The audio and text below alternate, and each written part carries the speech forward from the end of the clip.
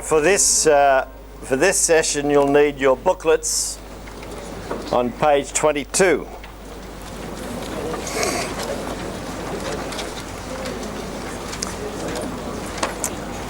Open your Gospel of John, however, to start with on 1:19. So we've just had a look at the prologue. I just want to carry you across from the prologue into the beginnings of Jesus' public ministry, what happens across these episodes that run from Cana to Cana.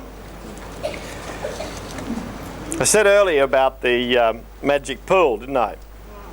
Well, one of the things that makes John reasonably easy to follow is that he gives you very clear indications when he's, what I say, up to something.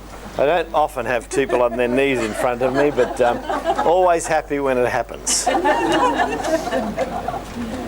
So he gives you hints all the time. Now, if you just turn the pages over from 1:19, you'll see on 1:19 onwards, the promise of the prologue of John the Baptist as the witness begins. And on the first day, the whole issue of the Messiah emerges. Is he the Messiah or isn't he? And he points away from himself. Notice verse 29, the next day. Notice verse 35, the next day again. Have a look at verse 43, the next day. Have a look at 2:1, on the third day. This is overwhelming. I mean, this man on his knees in front of me. So we've got this series of days, and I like to call this section of the Gospel, as you will see there on page 22 under the Roman numeral 2, the opening days of the revelation of the glory in Jesus. And across those days, in the first 2 days, they are dedicated to John the Baptist. And he gets it right. He always does in this Gospel. Very different to the synoptic tradition, where John the Baptist is this beautiful passage that you find in Matthew and Luke. As you all know, it's called a Q passage. This beautiful passage in Matthew and Luke, where from prison, John the Baptist says, "Are you the one who is to come, or are we to wait for another?" Very powerful. Probably goes back to the historical John the Baptist. This man still wondering if he's about to lose his life for a false Messiah. You don't get any of that in John. John is mentioned in the prologue as the man sent by God to give witness. He's going to get it right every time. And so he does at the beginning by continually referring to Jesus as of God. And we know from the prologue that he is from God, the Logos from God. And so continually across those first 2 days he talks about the Son of God, the Lamb of God. And we know that's right. Well then, on the third day, beginning with verse 35, his disciples decide to, John points away from himself and he says, there he is, the Lamb of God. And they move from one rabbi to another. They begin to follow Jesus. And you get these first words of Jesus in the Gospel of John, very beautiful words. What are you looking for? The very first words of Jesus. What are you looking for? And the next words are pretty powerful too. Come and see. Come and see. It's very wonderful about this Gospel, and we'll touch it in our final sessions tomorrow. Among Jesus' first words in the story are come and see. His last words in the Gospel are, blessed are those who don't see and yet believe. It's very beautiful balance in the Gospel here. Anyway, these first disciples come to Jesus and they do well. They do their best to respond to this man in front of them, but you know, they haven't read the prologue. We have. They've got to try to work out who Jesus is without having all that information that Mary's just given you. And so they begin to think of Jesus very much in terms of their expected Messiah. They call him a rabbi. They call him the one of whom Moses in the law and the prophets wrote. But you might notice in verse 45 they say, Jesus, son of Joseph, from Nazareth. Now we've read the prologue and we know that's not quite right. He's not of Joseph. He's not from Nazareth. He is of God and from heaven. So they're doing well, but they're still history bound. They're still bound in their own history. Even when you get down to the end of it, after he tells Nathanael about being under the fig tree, and Nathanael's immediately, on the basis of this little miracle, he shouldn't have known that, he says, Rabbi, you are the Son of God, the King of Israel. Well, it's a bit tricky. Son of God can also just mean Davidic Messiah, just a son of David. And that's what Nathanael obviously means here. How do we know? Because he also calls him Rabbi, King of Israel. So this first confession is still locked into first century Messianic hopes. So these are good efforts, eh? These disciples are moving towards Jesus, but they are still limited by their own religious and historical conditioning because they have not read the prologue. And this is the beautiful thing about gospel. It's often called a gospel of crisis, because it calls us into the story. You have read the prologue. You're supposed to notice that they're not getting it right. And then you're supposed to know when Jesus says to them in verse 50, do you believe? It's very interesting in Greek. He says, do you believe, singular to Nathanael, because I told you that I saw you under the fig tree. You, plural, will see greater things than this. They've got to do better than miracle faith. They've got to do better than say, gee, this man does terrific things. We're going to believe in him as our Messiah. Jesus is not just a miracle worker. And what does he promise them? He promises them that they are going to have a vision of the heavenly in the human experience of Jesus of Nazareth. You will see the heavens open and the angels of God ascending and descending upon the Son of Man. Using Genesis 28 and the opening of the heavens on Jacob, the angels ascending and descending on the ladder of Jacob, he applies this to the Son of Man, that the heavens will open and you will see the revelation of the divine in Jesus. That's a promise. It's a very fine study that suggests that the whole of the gospel is fulfillment of that promise. That 151 says this is what you will see if you believe properly. You've got to reach beyond signs faith. You've got to reach beyond, oh, he does great miracles, let's go for him.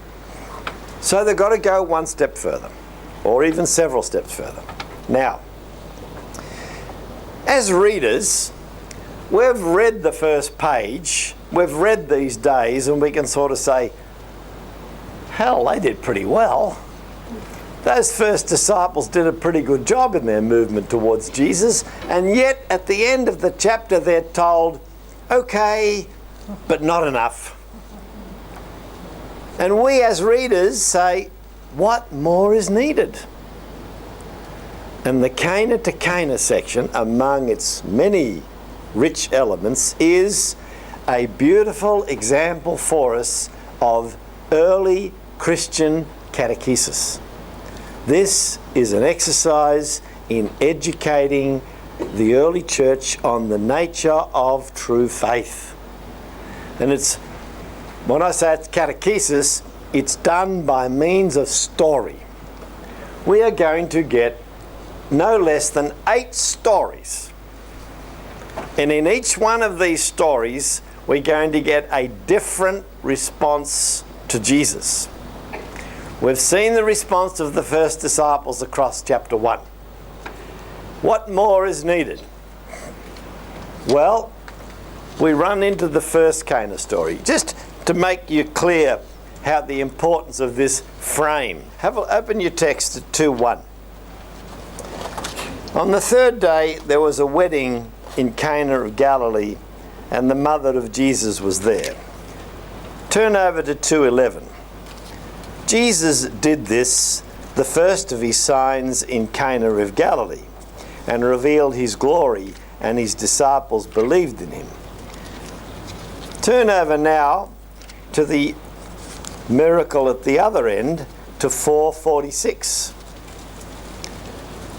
Now, in the meantime, you've been reading away, and then suddenly you run into 4:46 and it says, "Then he came again to Cana in Galilee," just in case you've forgotten, where he had changed water into wine. And if you go down to the end of 4:46 to 54, now this was the second sign that Jesus did after coming from Judea to Galilee. See what I mean when he says, John lets you know what he's up to? He wants you to be aware that he's taking you on a journey from Cana to Cana. And he tells you, Jesus came to Cana. Jesus came again to Cana. This was the first sign. This was the second sign. Follow the story. Let the storyteller lead you by the nose. Pick up his indications. In the first Cana story and in the last Cana story, we have two identically shaped miracles. Now, I won't take you into any great detail, but in antiquity, the form of a miracle story was always the same. So they talk about the literary form of a miracle story. And John breaks that. He starts okay, but then he changes it. The first thing is, there's a problem. And in the first miracle, the problem is there is no wine. In the end story, if you keep your finger at each end of those two stories, you'll find there is a man, a royal official in Cana, whose son was ill. His child was ill. Problem. Second moment in any miracle story is a request. And the request comes from the mother of Jesus. They have no wine. In the other story, the royal official heard that Jesus had come from Judea to Galilee, and he went and begged him to come down and heal his son, for he was at the point of death. Request. Then the surprise comes. Jesus turns on his mother and says a very difficult thing to translate. In Greek, it's tie moi kai soi, which can at its worst mean, what have you got to do with me? But it probably means, what has this got to do with you and me? So, and there are many variations in between there. And the expression is open to many, but the softest, it's still pretty tough, eh? Still pretty tough. What's this got to do with you and me? If you go to the other end, this poor man who comes and asks for his son, Jesus turns on him as well and says, unless you see signs and wonders, you will not believe. So both stories, problem, request, fine, rebuke. He rebukes both his mother and the man at the other end. But then what happens, this is the point of the story.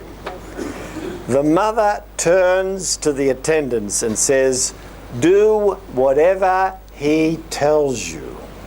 And she uses the verb legein, the word logos. Do whatever he tells you. Despite the tricky situation, despite the difficulty, she trusts unconditionally in the word of Jesus. The miracle follows, and other people come to faith. The disciples see the glory and believed in him. Look at the beautiful expression in chapter 4, verse 50, with the man, the royal official. Jesus said to him, go, your son is living. Many translations have that in the future. It's the present. Your son is living. Have a look at the response of the man. The man believed the word that Jesus spoke and went his way. Magnificent. The man believed the logos that Jesus had spoken and went his way. Exactly the same as the mother of Jesus. Unconditional commitment to the word of Jesus, cost what it may. the miracle follows and other people come to faith. This is a deliberate construction of two miracles at either end of the of this.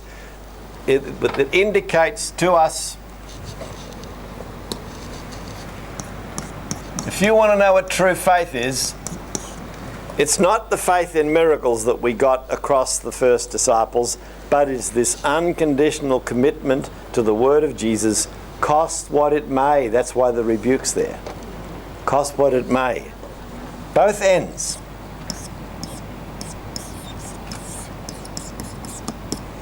This is what is called, in literary terms, an inclusion. This whole section is included between these two Cana miracles, very clearly. Now remember, we're on about catechesis. This is not out about... John is not all that interested in giving us a character profile of the mother of Jesus, the Jews, Nicodemus, John the Baptist, the Samaritan woman, or the Samaritan Villages, or the royal official. That's not his interest.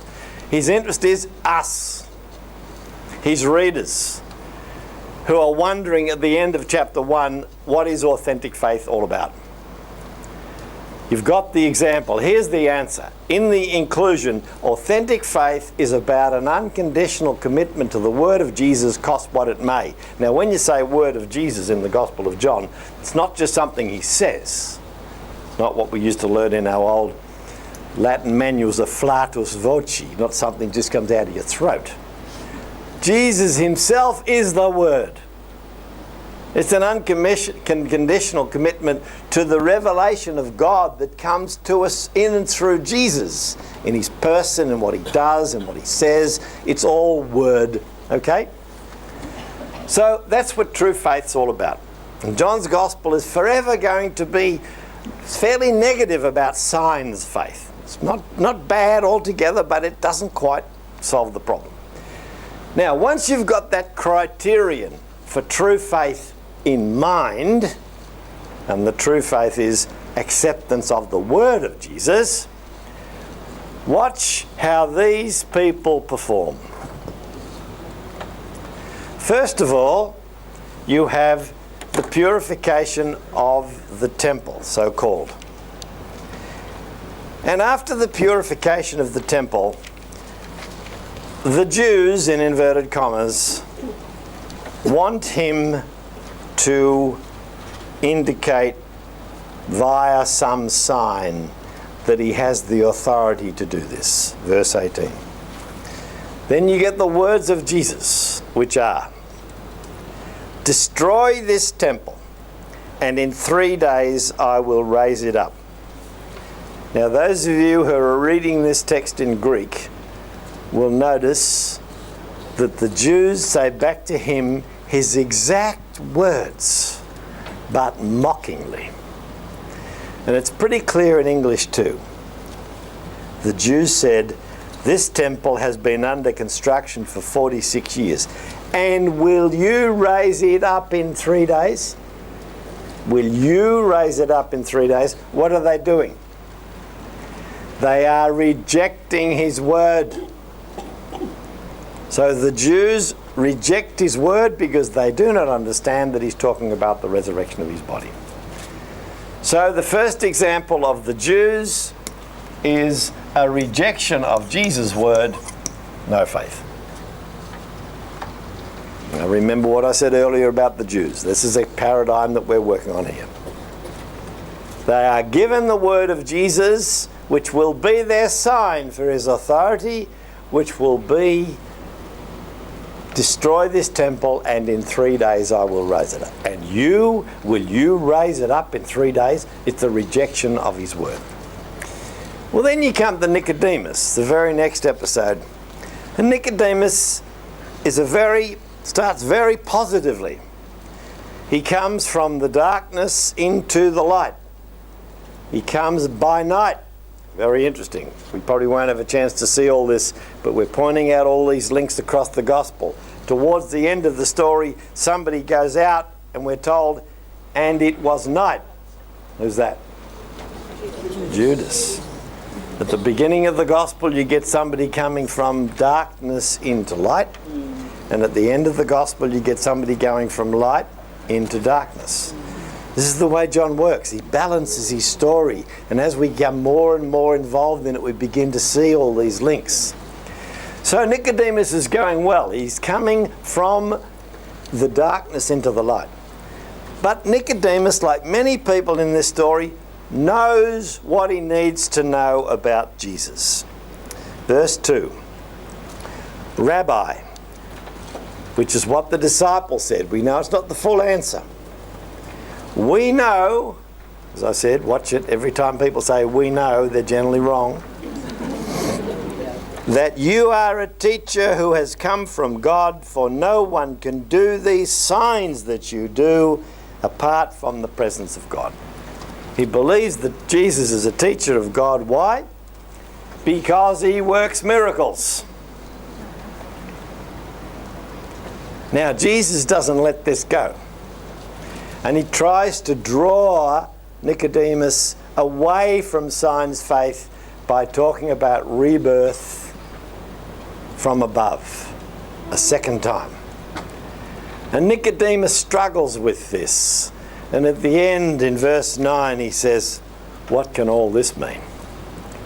He's still stuck in his belief in Jesus in his terms. This is not a bad thing, but it is partial. It's limited. It's very like that of the disciples in chapter 1. Are you with me? Sure? Okay. But then you come to John the Baptist, and as Mary said when she was talking about John the Baptist in the prologue, marital imagery is used of John the Baptist. And picking up a marriage practice, John the Baptist is asked about what his relationship is to Jesus, and he talks about himself as the friend of the bridegroom, the philos tu numphio. Now this is a technical term. Also present in our time, unfortunately often in a much degraded way, in what we call the best man. The friend of the bridegroom, however, in antiquity, and still in many societies in the Near East, and possibly elsewhere, the friend of the bridegroom is the friend of the bridegroom. And the friend of the bridegroom prepares the bridegroom for marriage in every way. Instructs him about marriage, gets him ready psychologically, religiously, clothes him, helps him prepare the marriage. There's a long process in which the friend of the bridegroom is the intimate preparer of the bridegroom for the bride. When the wedding happens, this separation changes because the bride is on the scene. And the bridegroom cries out to the bride, to the friend of the bridegroom, and he hears the voice and he knows his time as the philos tu numphio is over. Now, on that practice, what do we find being said about John the Baptist? We find John the Baptist saying, he who has the bride is the bridegroom. Very beautiful Christological image of Jesus that we don't exploit enough. Comes out of the prophets. Jesus possesses his people. So Jesus is the bridegroom of the people of God. There's a doctoral thesis there somewhere for someone who wants to write a doctoral thesis on the bridegroom as a Christological category of the New Testament.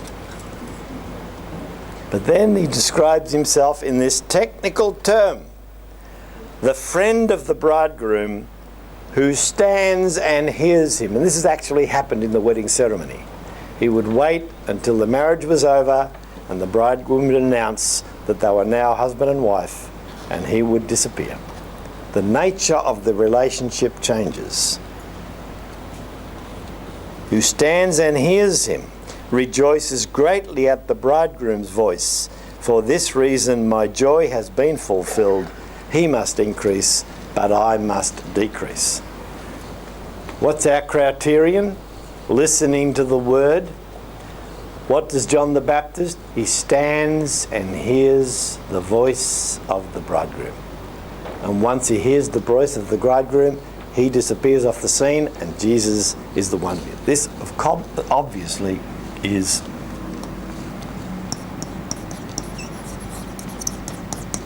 true faith. Now, what do we got here?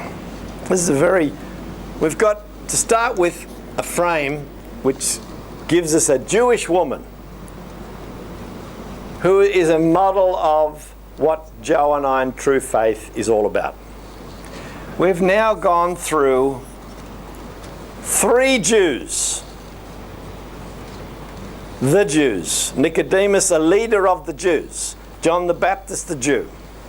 They have gone from no faith to partial faith to true faith.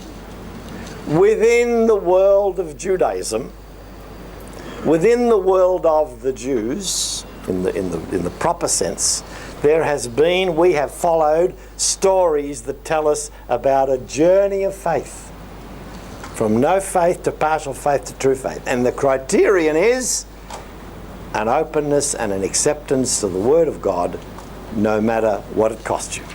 Same thing with the Baptist, isn't it? He's got to disappear off the scene. But then it changes. We go outside Judaism. We go to a Samaritan woman. Very beautiful encounter. Mary will do this in greater length. But the Samaritan woman goes through 2 stages. There's a lot behind this. This also has to do with the Johannine theology of mission. If at first you don't succeed, we'll try again. In the first stage, with Jesus, says to the woman, particularly in 4:10, if you knew the gift of God and who it is who is saying to you, give me a drink. If you knew the gift of God and who it is who is speaking to you. First of all, he talks about the gift of God, and it's all about a water, unlike the water in this well for which you've got to come back every day and pick it up and then go back to your village. This water that I will give will rise up within you, and you'll never be thirsty again. The water that I will give will become in them a spring of water, gushing up to eternal life. So what you say, fantastic, I'll have 2 buckets of that, and then I'll never have to come back again. Her first response is buckets and water and wells. She can only think in terms of buckets and waters and wells. So initially, she doesn't get it. But there's no malice here. There's no, the Jews, it has taken us 46 years, and throw his words back at him. But she's locked in her own categories. She can't believe or accept or understand what Jesus is talking about. So Jesus changes the discussion into an area she can understand, and that's her many husbands. And then she begins to suspect that there's more to this guy. And she comes eventually on the basis of the fact that Jesus has told her everything that she has ever done. And what are we dealing with again? Miracle worker, eh? Miracle worker. He's told me everything I ever did. Can this be the Messiah? Can this be the Messiah? Jesus responds to her and says, good girl, so far so good. Going to tell you something else. In verse 26 he says to her, I am he is the one speaking to you, not the Messiah. I am he. Trying to make it go further. Go further. You're doing well. You've got as far as the disciples in chapter 1 with, can this be the Messiah? And he says, okay, now keep coming. I am he is the one. And so, the Samaritan woman in the second moment reaches a stage of partial faith. She goes back to her villages and she says the same question. This person has told me everything I've ever done. Can he be the Messiah? Perhaps he's the Messiah. And they begin to come towards him. Then there's a beautiful little section on mission. We can't deal with everything there, but there's this wonderful saying. When Jesus is talking to his disciples, he says to them, Look around you and see how the fields are ripe for harvesting. Here we are expected, I can't develop this theology of mission. It's the troops coming over the hill from the village. Look up and see these Samaritans coming towards you. All of John 4 has a lot to do with mission. And this part, with 31 to 38, I can't deal with, but it's look around you. You are going to be missioners who will receive a harvest that you didn't sow. But then we come to the Samaritan villages. And the Samaritan villages, he stays with them for, let me see, verse 39. 2 days, yes. Many Samaritans come from that city, believed in him because of the woman's testimony. They believe in him because of, in Greek, the word of the witnessing woman. Logos. Eh? The mother believed the Logos. The Jews rejected the Logos. Nicodemus didn't get to the Logos. He had his own ideas. The Baptist accepts the Logos. The woman can't accept the Logos about the living water springing up. She comes to a partial acceptance on the basis of signs. Now they believe in Jesus because of the Logos of the witnessing woman. But then after Jesus stays with them for some time, many more believed because of his word. Verse 41. And many more believed because of his word, because of his Logos. They accept his word. And then they said to the woman, and this is really subtle, it is no longer because of, the NRSV says, what you said, but the Greek says, it is no longer because of your lalia. At the beginning, it was the Logos of the testifying woman. Now that they've heard the Logos of Jesus, they no longer believe in her word, but her Logos has been downgraded. The word lalia in Greek means chatter. Now, I don't think John wants to be that hard on her. I don't think that's a part of the story. But he's got to find a word that's one step down from Logos, because the Logos only belongs to Jesus. And so it's no longer on the basis of your lalia. But we have, and it says the text, of course, we have heard for ourselves. And we know, and they make this confession of faith, this is indeed the Saviour of the world. And so we come to the villages. True faith. And now what else is going on? This is a journey to faith outside Judaism. So what have we got? A Jewish woman who opens it at Cana, showing authentic faith by an unconditional commitment to the word of Jesus. At the end of the section, a Gentile person, a basilikos,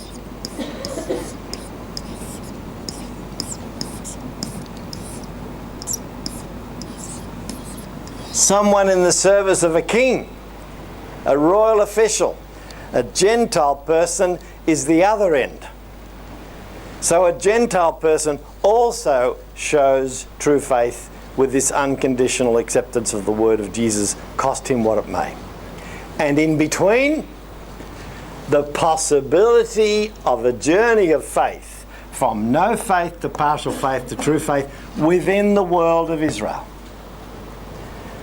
A second journey of faith, from no faith to partial faith to full faith, within the world outside Israel, which summed up means the universal possibility of a journey of faith.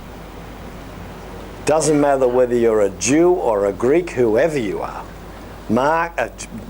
John starts his narrative. This is really the beginning of Jesus' public ministry, by instructing his readers through this beautiful catechesis on the nature of true faith after the first disciples struggle to move out of their own categories. They now know how to move out of their own categories, and acceptance of the word of Jesus cost what it may. Now, one final point on this.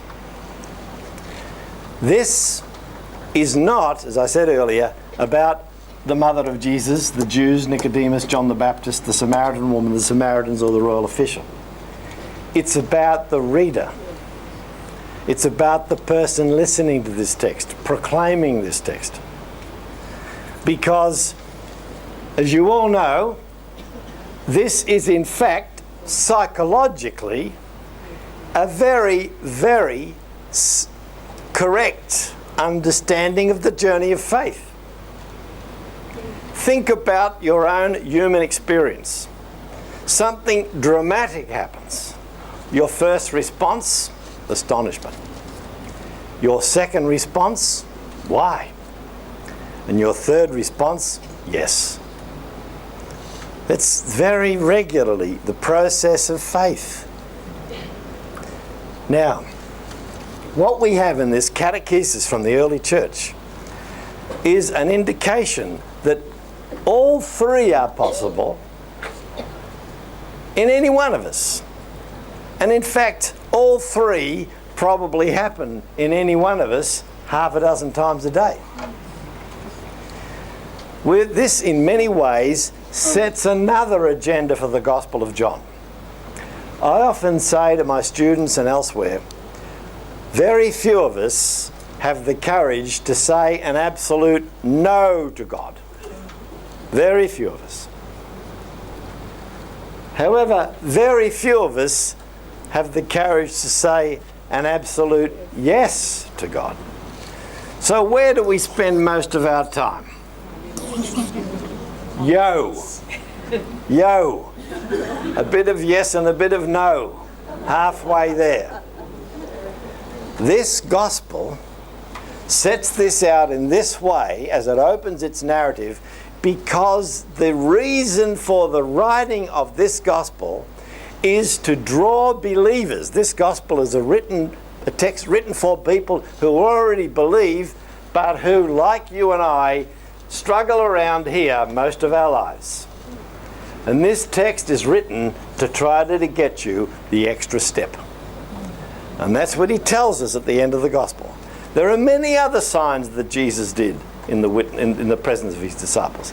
But I've written these things so that you might go on believing, move on from where you are to a higher level of faith, as he tried to do with the Samaritan woman, as he tried to do with Nicodemus. There's this attempt to take them further.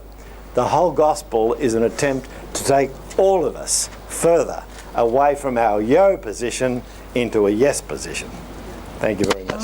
Thank you.